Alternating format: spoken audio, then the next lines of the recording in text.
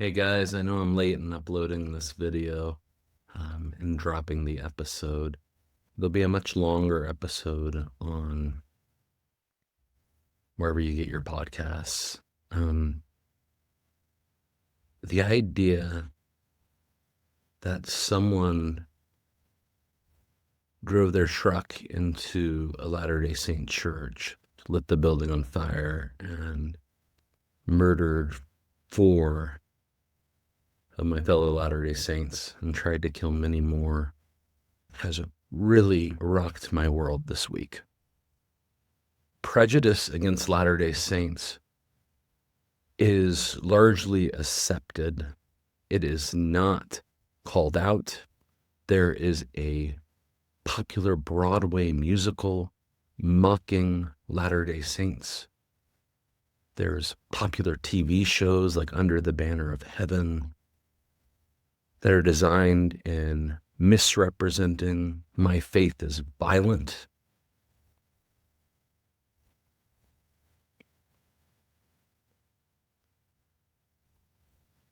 Today, I'm dropping this interview with my friend Dave Butler.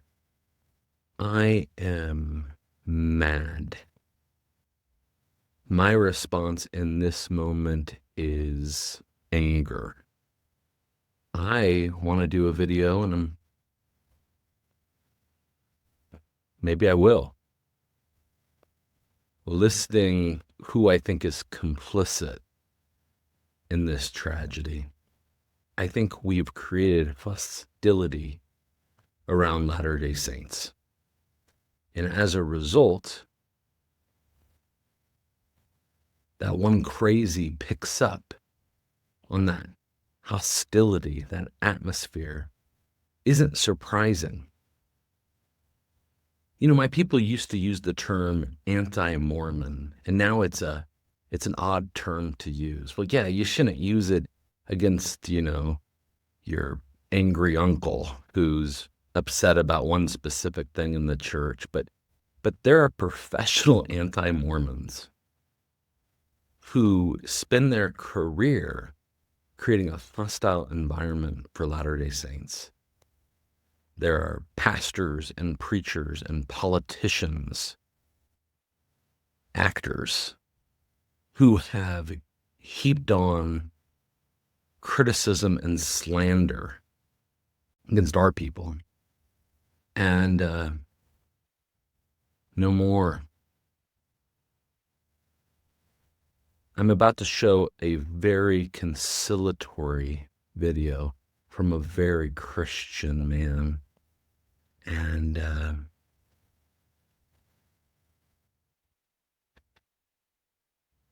my heart might not yet be there. I know that's where I need to be. And I'm going to do the work. I'm going to have general conference tomorrow with my family, and I'm going to pray.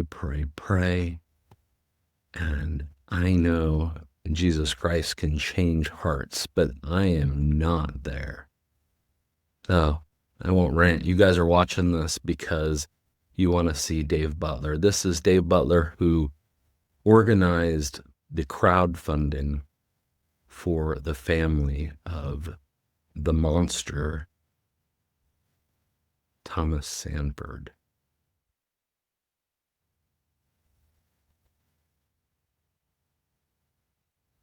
In a great act of Christian love.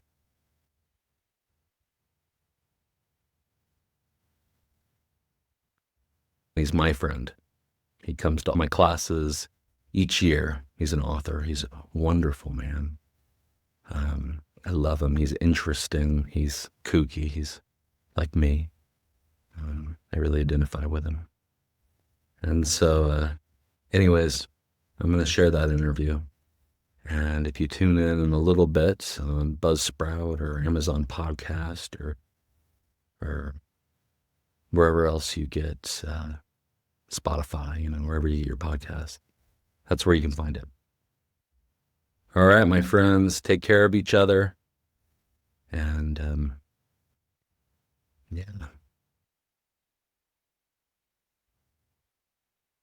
When I saw this Dave Butler thing, I thought, oh, that means the other Dave Butler. I didn't think my buddy Dave Butler had all of a sudden grabbed the bull by the horns and got us moving in the right direction on this. Tell me how this happened. Yeah, I wish there was like a real story to tell, but I will tell you blow by blow what it was. Okay. Yeah. First of all, Jonah Barnes is quite convinced that he was the one who said we should do this. I don't think so. I don't think he did put it in a text thread. I don't think I was watching that text thread, but maybe. I think what happened, I don't know. I think I saw it somewhere. I think I saw it on social media. I think what I saw is a post from a Twitter account called LDS Democrats that said something like, is there anything to take care of the family of the shooter? Something like this. Okay. Yeah. And I thought, oh man, and this is Monday night. I thought, oh man, that is obviously right. And I went and looked, and there were GoFundMes set up for ward members, and with various, people who died, people who were injured, need medical bills, right? And the only thing I could find for the Sanford family is an old GoFundMe because their son has congenital hyperinsulinism. Okay. He's a young kid, 8-ish. But when I put up the post, actually, I had read some things indicating maybe they had multiple children. So I think I literally refer to sons or something. They have one kid. He's 8. He has congenital hyperinsulinism, which is chronic, right? Yeah. And from conversations I've had with locals, I know that not only through GoFundMe, but in other ways, they've tried to raise money to help defray medical expenses. Okay. So this is already a family that had challenges. So I saw whatever tweet it was I saw, possibly Jonah's text. Okay. And credit, maybe, where credit is due. I said, I got to think about this. And I took the dogs for a long walk. Okay. To try to, kind of get right in my head, make sure my heart is sorted out, right? Arguably, I'm the wrong guy to do this. It should have been the other David Butler. Where was he? Asleep at his tricks. That guy's famous, right? Everyone thinks he's the cool one. I never thought that. Okay. I don't even know what that David Butler looks like. I'm sure he's wonderful. He's short. That's all I know. Is that right? So, but I'd never done a GoFundMe, I think I know roughly how it works. I've been a little involved in a Kickstarter recently. I think it's like the Kickstarter. But also, I have, so look, I have a modest social media presence, right, on one platform, but I was like, okay, so there's like the head piece. Do I want to do this? Am I the right guy to do this? There's like the heart piece too. I try to be real. I try to be real careful about why I'm doing things. Yeah. And to think a long time about why I'm doing things, right? I've published some books about the Book of Mormon, and I try to sort of really get right in my heart and like, this is the reason I'm doing it. And I think I'm supposed to. And God, I think you want me to do it. And I'm not asking for anything else. Right.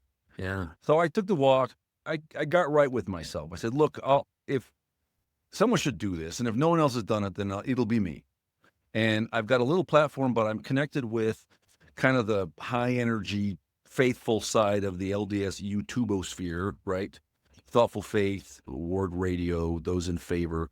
And so I texted those guys and I said, look, I don't think anything's going to happen. I'm very prone to fantasy. I'm very prone to being like, whoa, then what if, but I said, look, they need help. I bet I can raise a few $1,000 and I'll catch some flack, but like some people will see that that's right and they'll help me.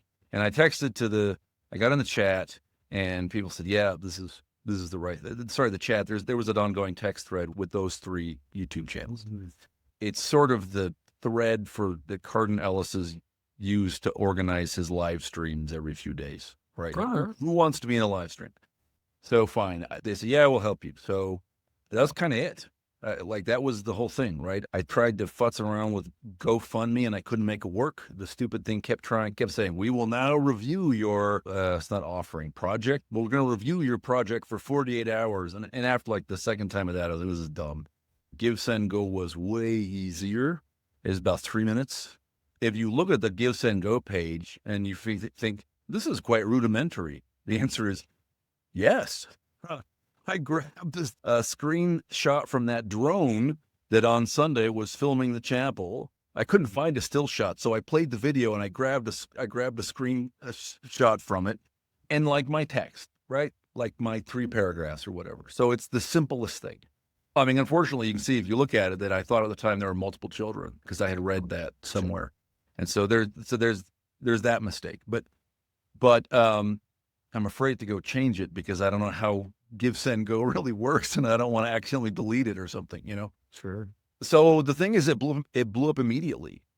Jacob Hansen shared it. I'm not sure. I think Ward Radio and the others also shared it. And like it just within minutes, it was off to a galloping start. And by the 12-hour mark, just a little before 12 hours, hit $100,000. And at that point, people like Mike Lee and Jack Posobiec were resharing it. And I think about 4 p.m, there was a Mediaite story. I think that's the first one I saw. And then I started getting calls from media wanting to interview me on Tuesday. Because, like, it had blown up. You mentioned that you thought maybe you'd take some flack. I want to tell you that I saw the interview with his father, the recording from the write-up, and he had made a comment, you know, kind of saying, oh, yeah, it was my kid, and he said, you know, I'm suffering the same way these people are suffering. And I gotta tell you, brother, my response was like, crap. I felt a little angry about that. That was my really human response. Now, with that in mind, as you're willing on, I want to be converted. I'm already converted, but I want to be converted.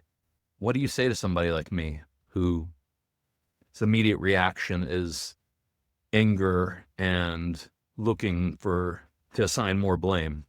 Yeah.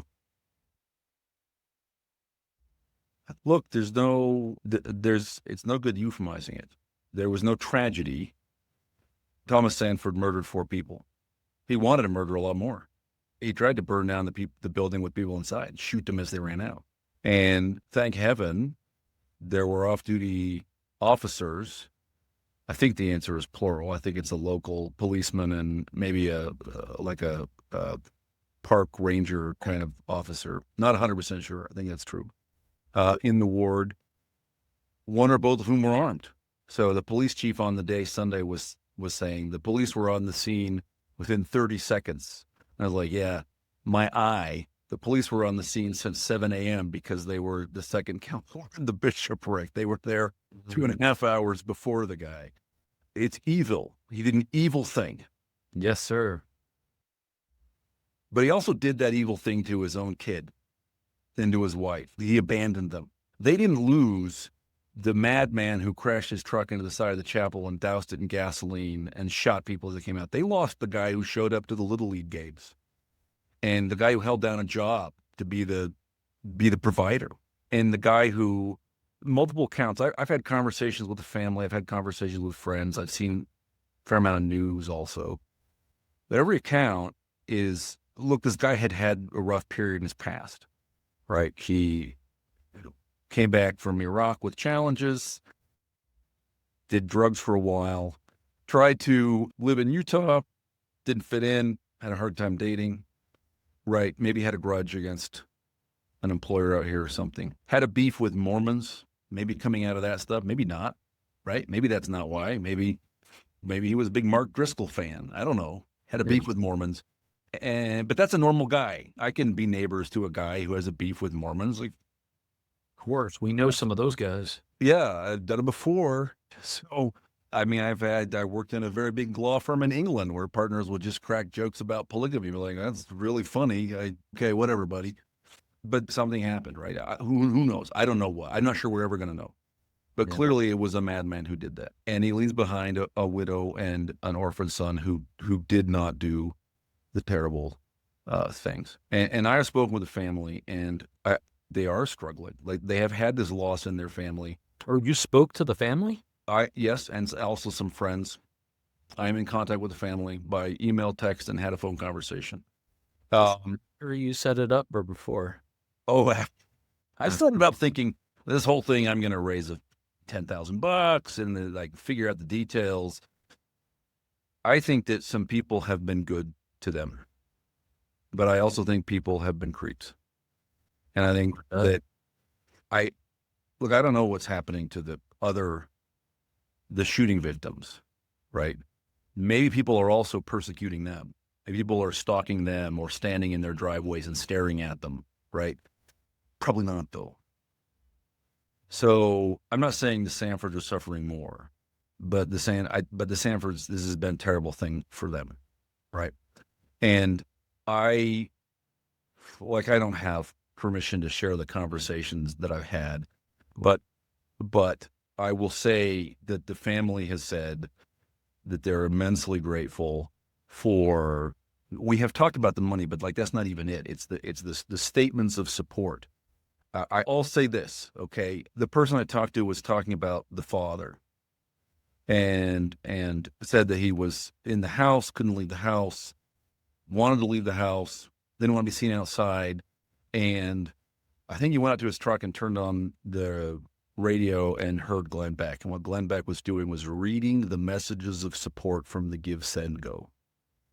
And this person I was talking to said, and he started crying, right? Because he hadn't heard anything like it. And, the truth is, there are some people who are not going to be persuaded, Chris. There are some people who I got several emails today and multiple tweets with some variation of, you have raised enough money now for perpetrators. How about focusing on the victims? And I respond the same way every time, which is nothing. Yeah, that's smart. Based on your interactions with them, they didn't seem, this isn't a family of people that hate Mormons. That's a tricky question to ask. Yeah. I don't think so. Okay. Does it matter? Is it less our obligation to help this widow and her fatherless son if she hates Mormons? I mean, what if she has a Bruce R. McConkie dartboard and she throws it at, I mean, I don't know if that exists, but, like, what if she does? I don't think it matters. But for what it's worth, I haven't heard any indication that that's the case. Why does it not matter? Oh, because Give me some Jesus talk. love your enemies, do good to them that hurt you. This is in chapter 5 of Matthew in the Sermon on the Mount, a text that someday I should probably memorize. I talk about it enough, but that's what exactly this is. Man, this is the conversation I keep having with these media outlets. They would love there to be a story, right? They'd love me to have a connection with the Sanfords or something, or that used to be my ward. And, like, I just I know, no, none of that is the case, right? Here is the story. Somebody else, I think, I couldn't find that tweet that I thought I saw, so maybe I hallucinated it like an AI. I think somebody else suggested it should be done. It was obviously right. No one had done it. I did it. Why did I do it? Because Jesus said, care for the widow and the fatherless. That's why. And what I tell the media outlets is that I am not, the story is the 7,500 people who saw the Give, Send, Go, and climbing, by the way, and said, oh, this is right. There is this other family, also victims, that we need to think about. Doesn't mean that I want not to give support to people who were shot or burned, have burn injuries or whatever. Of course, there are GoFundMes to help them. It's that there's this other family that was being neglected and was severely traumatized. The story is the mass of people. And Chris, I 100% believe that if I had not set up the Give, Send, Go, somebody else would have, and would have done it soon, because there's a very large, there's just too big of a groundswell for it to be. It's like great man theory of history versus whatever the alternative is, right? This is not the action of a great man. I did not summon $300,000 out of my followers. No, I am just the one guy who happened to be, it could have been somebody else, would have been somebody else, because people wanted this. So around. Thanks, Dave. You make me proud to be a member of Christ's Church with you. Thanks, my friend. I think that is, it's not only Mormons who are giving, but there's a lot of LDS people, and I think that is something like that is a common sentiment. People are saying, wow, this is right. We can together have, man, the morally optimal reaction.